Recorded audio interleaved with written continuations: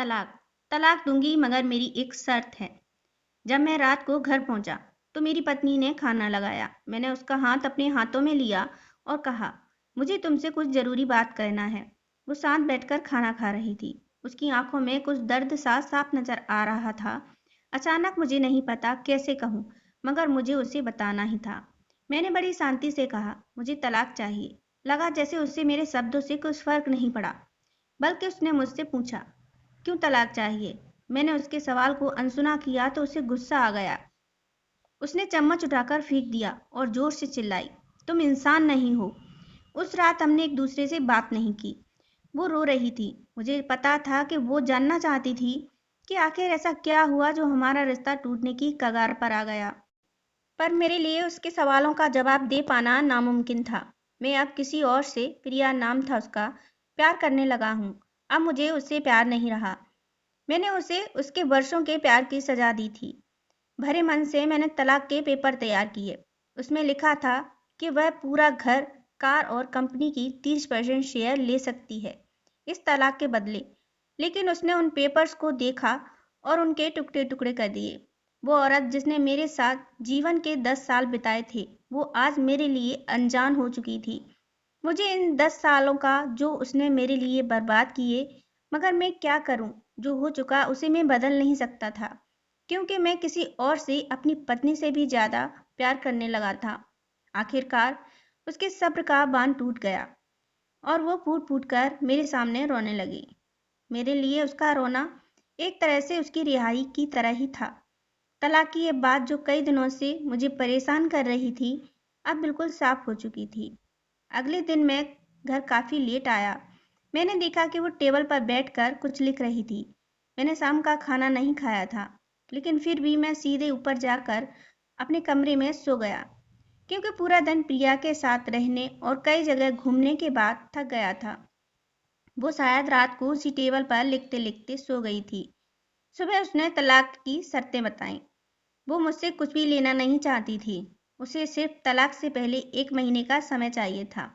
उसने आग्रह किया कि इस महीने में हम दोनों वही पुराना वाला जीवन जिएं, जितना संभव हो सके, क्योंकि आने वाले महीने में हमारे बेटी की परीक्षा है। वह नहीं चाहती थी हमारे टूटे रिश्ते का प्रभाव उसकी पढ़ाई पर पड़े। मुझे भी यह ठीक लगा, मगर वो कुछ और भी चाहती थी। जैसे शादी के दिन में उसे उठाकर अपने शयन कक्ष तक ले गया था, उसी तरह हर रोज 1 महीने तक मैं उसे शयन कक्ष से उठाकर मुख्य द्वार तक ले जाऊं। मुझे लगा यह पागलपन है, मगर इन आखिरी दिनों को थोड़ा अच्छा बनाने के लिए मैंने उसकी यह शर्त स्वीकार कर ली। मैंने प्रिया को अपनी पत्नी की सभी शर्तें बताईं। वो हंसने लगी। उसे लगा मेरी पत्नी कितने भी तरीके अपना ले, तलाक तो तय है। मेरी पत्नी और मैं किसी से भी इस दौरान नहीं मिले थे, लेकिन उस दिन जब मैं उसे पहली बार उठाया, गेट तक ले गया, तो हम दोनों काफी अजीब महसूस कर रहे थे। पीछे से हमारा बेटा भी खिलखिलाकर खुश हो रहा था। अगले दिन यह काम थोड़ा सामान्य और आसान हो गया। वह मेरे सीने से लगी थी और मैं उसकी खुशबू महसूस कर रहा था। ऐसा लगा जैसे कई दिनों बाद मुझे यह खुशबू मिल रही है, या फिर कई दिनों से मैंने उसके होने का महसूस नहीं किया था। पहले जितनी उसमें वो कसाव नहीं था, और चेहरे पर कुछ हल्की झुर्रियां नजर आ रही थीं और बाल भी काफी सफेद होने लगे थे। ये वही औरत थी जिसने अपने जीवन के 10 साल मुझे समर्पित किए थे। चौथे दिन जब मैंने उसे उठाया तो वो पुराना रोमांच लौटने लगी थी। 5वें और 8वें दिन वो पुराना प्यार फिर जागने लगा। मैंने प्रिया को इस बारे में कुछ भी नहीं बताया था। अब उसे उठाना और आसान हो गया था। शायद हर रोज यह सब करने का मैं आदी हो गया था। एक दिन वह अपनी पसंद की साड़ी निकाल रही थी, लेकिन कुछ खास नहीं ढूंढ पाई।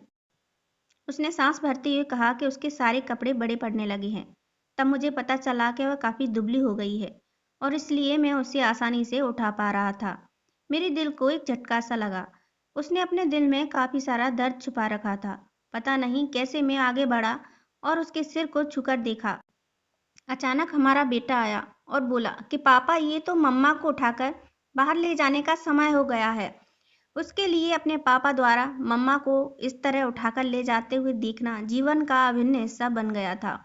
मेरी बीवी ने हमारे बच्चे को बुलाया और जोर से उसे गले लगा लिया। मैंने अपना चेहरा दूसरी तरफ कर लिया। मुझे लगा कि मैं अपना निर्णय न बदल लूं, मैंने अपनी पत्नी को रोज की तरह उठाया और बेडरूम से सिटिंग रूम लेते हुए हॉल तक लाया। उसने प्यार से अपने दोनों हाथ मेरी गर्दन के आसपास रख दिए। मैंने उसे जोर से पकड़ रखा था, बिल्कुल हमारे सुहागरात की तरह, मगर उसका इतना कम वजन मुझे परेशान कर रहा था। महीने के आखिरी दिन जब मैंने उसे उठाया तो मेरे लिए एक कदम भी चल पाना मुश्किल हो रहा था। हमारा बेटा स्कूल जा चुका था। मैं अपनी कार में ऑफिस गया और कार से कूदकर बाहर आ गया, बिना कार को लॉक किए। मुझे डर था कि अब एक पल की भी देरी कहीं मेरा इरादा ना बदल दे।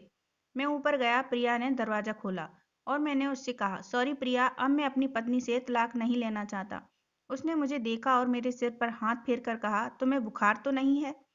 मैंने उसका हाथ हटाया और कहा, सॉरी प्रिया, अब मुझे अपनी पत्नी से तलाक नहीं चाहिए। हमारी शादीशुदा जिंदगी शायद हम दोनों के ध्यान न देने की वजह से बोरिंग हो गई थी, लेकिन इसका मतलब यह कतई नहीं कि हम एक दूसरे से प्यार नहीं करते। अब मुझे एहसास हुआ है कि जिस दिन मैं उसे शादी करके अपने घर लाया था, उस दिन से जीवन के आखिरी दिन तक मुझे उसका साथ निभाना है। प्रिया के होश उड़ गए। उसने मुझे एक जोरदार चांटा जड़ दिया। मेरे